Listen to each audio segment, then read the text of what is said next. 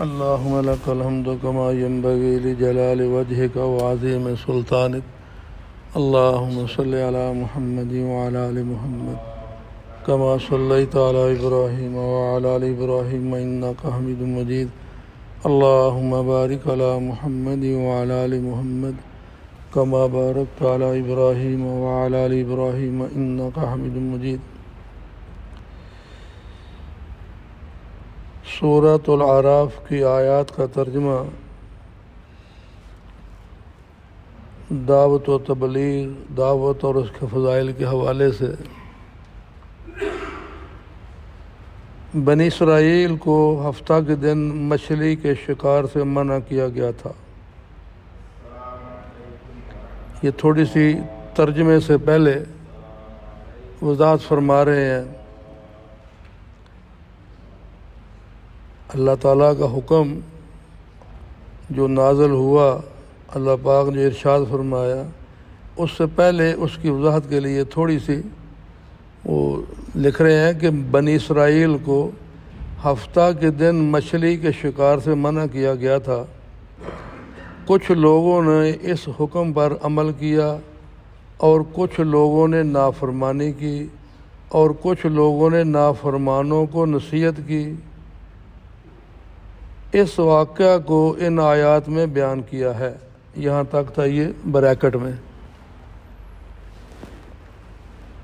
آگے آیات کا ترجمہ ہے کہ اللہ تعالیٰ کا ارشاد ہے، اور وہ وقت قابل ذکر ہے جب بنی اسرائیل کی ایک جماعت جو کہ نافرمانی نہیں کرتی تھی اور نہ ہی نافرمانی کرنے والوں کو روکتی تھی،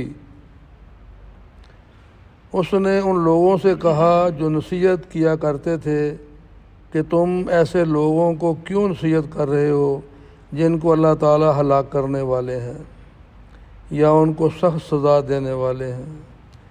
اس پر نصیحت کرنے والوں نے جواب دیا کہ ہم اس لیے نصیحت کر رہے ہیں تاکہ تمہارے اور اپنے رب کے سامنے اپنی ذمہ داری سے سبکدوش ہو جائیں. یعنی اللہ تعالیٰ کے سامنے یہ کہہ سکیں کہ اللہ ہم نے تو کہا تھا مگر انہوں نے نہ سنا، ہم معذور ہیں، اور اس امید پر بھی کہ شاید باز آ جائیں اور ہفتہ کے دن شکار کرنا چھوڑ دیں. پھر جب ان لوگوں نے اس حکم کو چھوڑے ہی رکھا جس حکم پر عمل کرنے کی ان کو نصیحت کی جاتی رہی، تو ہم نے ان لوگوں کو تو بچا لیا جو اس برے کام سے منع کیا کرتے تھے، اور نافرمانوں کو نافرمانی کی وجہ سے جو وہ کیا کرتے تھے شدید عذاب میں مبتلا کر دیا.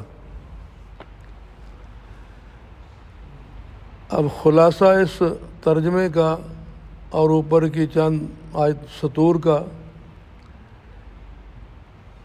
بنی اسرائیل والے سوال جواب بہت کرتے تھے، بے جا سوالات، اور اس کی وجہ سے ان پر جو ہے نا وہ سختی ہوتی گئی. جیسے ایک آدمی قتل ہو گیا، موسیٰ علیہ السلام کے پاس ہے، جی قاتل کون ہے؟ فرمایا ایک بیل کو ذبح کرو، اس کا گوشت اس کو مارو، وہ بول اٹھے گا، بول جائے گا. اچھا جی وہ کتنی عمر کا ہو، وہ کس رنگ کا ہو؟ سوال کرتے گئے، کرتے ان پر ہی مصیبت ہے کہ اتنا جناب وہ تلاش کرتے بیل جو ہے نا وہ جس کے پاس تھا اس نے پھر منہ مانگی قیمت لی. تو ایسے ہی جب آپ نے فرمایا نبی علیہ السلام نے کہ حج فرض ہو گیا ہے، تو صحابہ میں سے کہا جی یا رسول اللہ صلی اللہ علیہ وسلم ہر سال؟ آپ نے خاموشی فرمائی.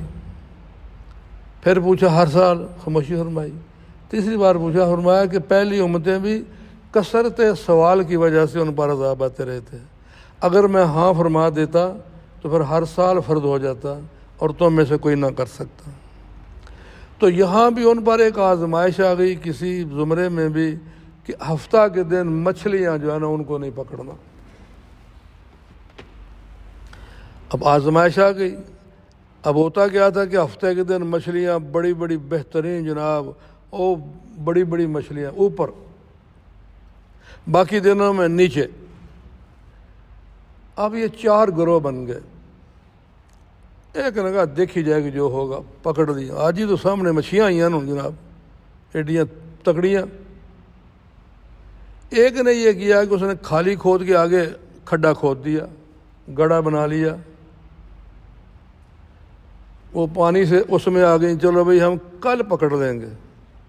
ایک نے بہانہ کیا نا وہ، کہ وہاں سے کھڈا کھود کے نالی بنا کے آگے گڑھا بنا لیا، وہ مچھلیاں تیر تھی اس کے اندر آ گئیں، ہفتے کو اس کے اندر آ گئی، اتوار کو پکڑ دی۔ ایک وہ جنہوں نے نہیں پکڑی اور پکڑنے والوں کو منع بھی نہیں کیا، ایک وہ جس نے پکڑی بھی نہیں اور پکڑنے والوں کو منع بھی کیا۔ اب جنہوں نے نہیں پکڑی تھی انہوں نے نصیحت کرنے والوں کو کہا کہ ان کو کیوں نصیحت کرتے ہو، ان پر تو عذاب آنے والا ہے، کیا فائدہ؟ تو اللہ تعالیٰ کی طرف سے جب عذاب آیا تو وہ گروہ بچا جس نے پکڑی بھی نہیں ہے اور پکڑنے والوں کو منع بھی کیا ہے۔ پکڑنے والے، دوسرے دن پکڑنے والے، نہ پکڑنے والے، یہ تینوں کو تینوں، حالانکہ نہیں پکڑی لیکن پکڑنے والوں کو منع نہیں کیا۔ یہ 3 سوار اور خنزیر بندر بن گئے۔ جب عذاب اللہ کا آیا تو گھر والے آئے، انہوں نے دیکھا، وہ نہیں پہچانتے کہ یہ کون ہے، لیکن جس کی شکلیں بگڑ گئیں وہ پہچان رہا کہ یہ میرا فلانا ہے، یہ میرا فلانا ہے، اور پھر آنکھوں سے آنسو نکلتے تھے، بعد میں ملیا میٹ۔ تو مقصد کا یہاں جو آیات میں یہ ہے کہ اگر ہم نماز پڑھتے ہیں، ہم قرآن پڑھتے ہیں، نیکی کے کام کرتے ہیں، بلائی کے خیر کے کام کرتے ہیں، تو یہ ہمارے ذمے ہے کہ ہم دوسروں کو بھی اس کی دعوت دیں، اور اگر وہ غلط ٹریک پر چلے ہوئے ہیں تو ان کو وہاں سے بھی منت سماجت کر کے کہ بھائی یہ راستہ اللہ کو ناراض کرنے والا ہے۔ ایک دم فتویٰ نہیں کہ غلط کر رہا تو سیدھا جہنم جائے گا، اس طرح تو وہ بات نہیں مانے گا نا۔ پیار سے، محبت سے کہ بھائی اللہ ناراض ہوتے ہیں، یہ راستہ جو ہے اللہ والا نہیں ہے۔ لیکن آج ہمارے کیا ہے، ہم کہتے ہیں خلی ولی خسمہ سر کھائے، او جانے کا کم جانے، نہیں بھائی چھٹکارا نہیں ہوگا۔ قرآن پاک میں کہو تو آیت میں کنتم خیر امہ اخرجت للناس تأمرون بالمعروف وتنہون عن المنکر، تم ایک بہترین امت ہو، تمہیں پیدا ہی اس لیے کیا کہ لوگوں کو اچھی بات کی طرف بلاؤ اور بری باتوں سے منع کرو۔ حالانکہ اللہ تعالیٰ کو پتہ ہے کہ اس امت میں قاتل بھی ہیں، ڈاکو بھی ہیں، چور بھی ہیں، شرابی بھی ہیں، زانی بھی ہیں، اس کے باوجود پوری امت کی کنتم خیر امت اخرجت للناس، تم ایک بہترین امت ہو۔ بڑے بڑے ایسے قاتل بھی ایسی توبہ کیا، اللہ کے ولی بن گیا، بڑے بڑے ظلم کرنے والے، گناہ کرنے والے، اللہ جن جب توفیق دی تو جناب ایسے کام کر گئے کہ کوئی بہت سے بڑا عبادت گزار بھی نہیں کر سکا۔ جیسے کہ وہ اس لیے کہتے ہیں نا کسی کو برا نہ سمجھو، خود نیک عمل کرنے والا گناہ گار کو اپنے سے کمتر سمجھے تو یہ اس کی پکڑ ہو جائے گی۔ وہ پاکستان کے ایک شہر میں، وہاں ایک آبادی میں مرزئی بہت تھے اور اہل سنت والجماعت چند گھر تھے۔ تو وہ گئے مولانا کے پاس کہ حضرت وہاں سیرت النبی کے موضوع پر جلسہ کرانا ہے، اہل سنت والجماعت کے گھر تھوڑے ہیں، مرزئی بہت زیادہ ہیں، اور ہمیں وہ ڈراتے دھمکاتے رہتے ہیں، ہمیں دین کی بات کرنے نہیں دیتے۔ کہا ٹھیک ہے جی میں آؤں گا انشاءاللہ، ختم نبوت کی بات ہے تو میں ضرور آؤں گا۔ وہاڑی گاؤں کا نام ہے۔ ان کے آنے سے 2 دن پہلے وہ لوگ وہاں چلے گئے، حضرت آپ تشریف نہ لائیں۔ کیا ہوا بھائی؟ ان مرزائیوں نے ہمیں بہت بڑی دھمکیاں دی ہیں کہ ہم آپ کی عورتوں کو اٹھا کے لے جائیں گے، بچوں کو اغوا کر لیں گے، تمہیں مار دیں گے اگر ان کا جلسہ کرایا تو اس لیے ہماری گزارش ہے کہ آپ نہ آئیں۔ فرماتے ہیں اب تو میں ضرور آؤں گا نا، اب ہی تو پتہ چلے گا۔ خیر وہ اسرار کے بعد وہ وہاں مولانا وہاں پہنچ گئے۔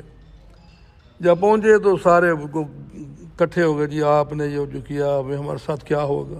کہتا کوئی بات نہیں، مجھے یہ بتاؤ یہاں کوئی بدنام، کوئی ڈاکو، کوئی بدماش، کوئی چور، کوئی ڈکیت کوئی ہے بندہ؟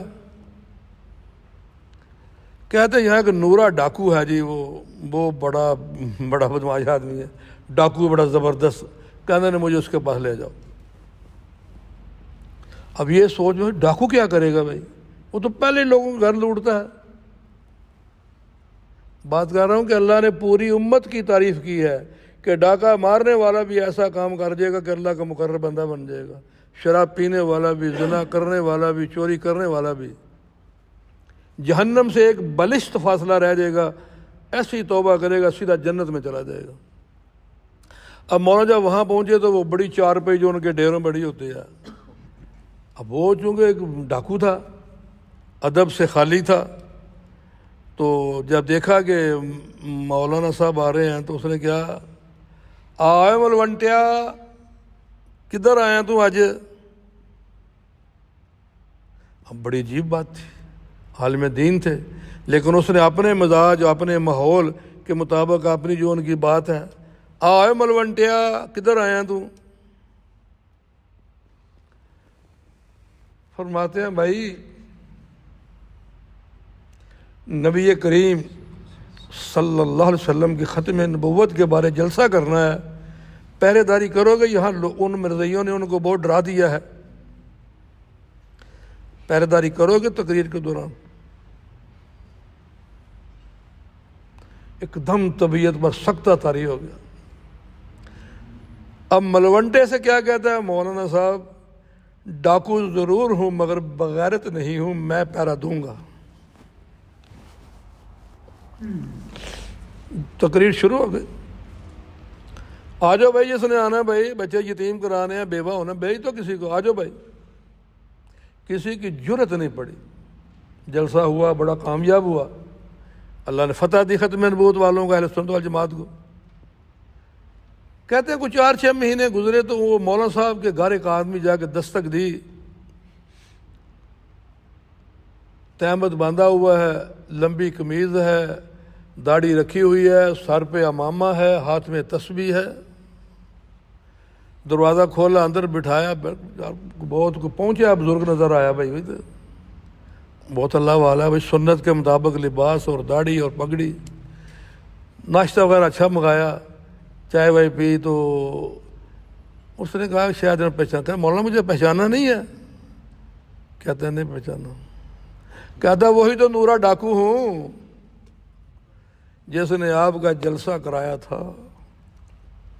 کہتے ہیں جیسے رات میں پہرا دیا ہے اسی رات نبی کریم علیہ السلام کی مجھے خواب میں زیارت ہو گئی، اور آپ نے مجھے سینے سے لگایا ہے اور فرمایا ہے کہ تو نے میرا دل خوش کر دیا، جا اللہ نے تیرے سارے گناہ معاف کر دیے۔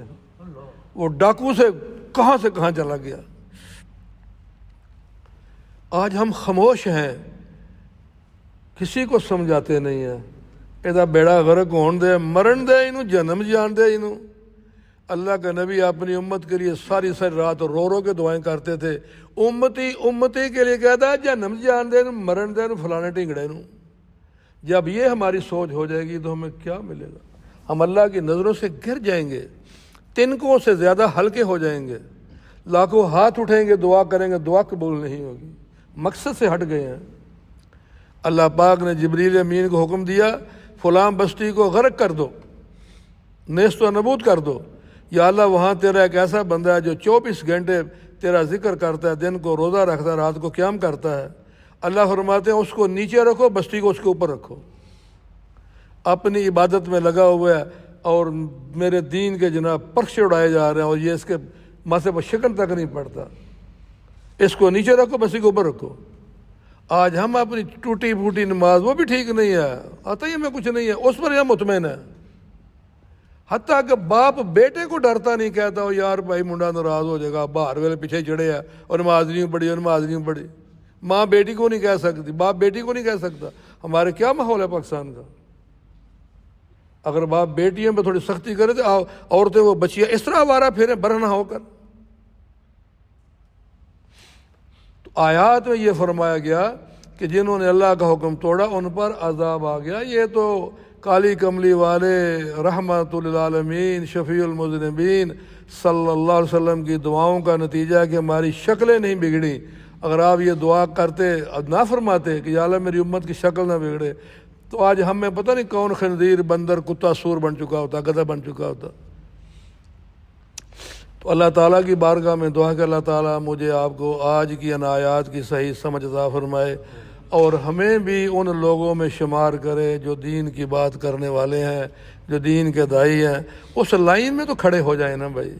آج تو دین کی بات کرنے والوں کا مذاق اڑایا جاتا ہے, تانے دیے جاتے ہیں, گالیاں دی جاتی ہیں.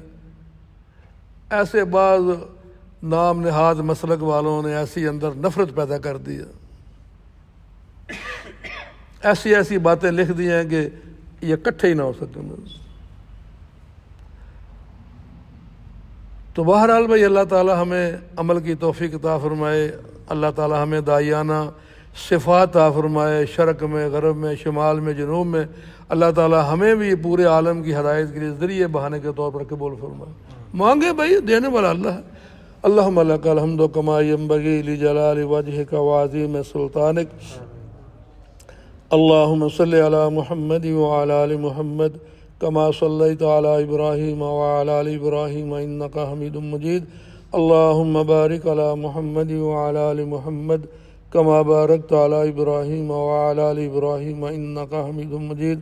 اللہم انی اسألک من خیر ما سألک منہ نبیک وعبدک ورسولک وحبیبک سیدنا محمد صلی اللہ تعالی علیہ وآلہ وسلم ونعوذ بک من شر ما استعاذ منہ نبیک وعبدک ورسولک وحبیبک سیدنا محمد صلی اللہ تعالی علیہ وآلہ وسلم. انت المستعان وعلیک البلاغ ولا حول ولا قوة الا باللہ العلی العظیم. وسلام علی المرسلین والحمد للہ رب العالمین.